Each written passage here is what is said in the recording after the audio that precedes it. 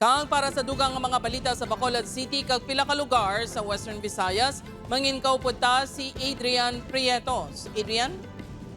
Yes, Jert, mga kapuso, madamo gid nga salamat mga sidewalk vendor naman sa Bacolod City nga nagalaksam sa dalan kag wala sang permit ipidalom sa clearing operation.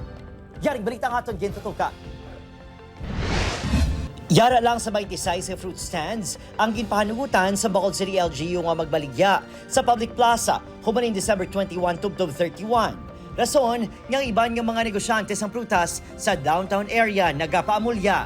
Apang may iban diri nga wala sang permit kag nagasablag pa sa dalan. Dapat niya may proseso, giningato niya pagligyaan na, hindi lang niya kay magulpe lang kamulya plaster, kundi hindi niya higad-higad nga wala sang permit. Ang wala isang special permit, kagang magalabaw, ikunon gina nato, ipangkuhaon na gina mo na para clear ang mga dalanan, tablang away, na sila ginalaw yan. Magluwas nga illegal na ang pagbaligya sa dalan, ginakabalakan pa nga magtugas sa aksidente sa dalan bangod nga nakasaklam na ang ila mga ginabaligya sa kalsada.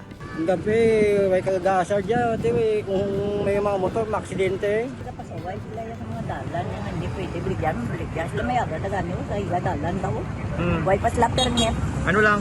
Wala yung nga kawat-kawat. Sunod sa mga manigbaligya, masami, tagaluwas ng syudad ang nagapasaway bangod ang 18 tanan ka nagkalailaing nga Vendors Association ang naipidaluman sa isa ka grupo kag ginabawalan nga mag-operate nga wala permiso. Magluwas sa mga managprutas, tutukan man sa LGU mga ukay-ukay stalls nga ipahamtang sa downtown sa tion sa New Year's Day. Allow naton o sa SP, no, kag sa local market committee, nga maano sila, vend sila dira sa Araneta, Zuriaga, Gonzaga. Kada banog baligya, ginapabutangan ginamon sang kasuraan. Samtang, ginatutukan man sa LGU ang basura sa downtown area subong nga holiday season. Opot, Karinal Casillo, Adrian Prietos, 1 Western Visayas.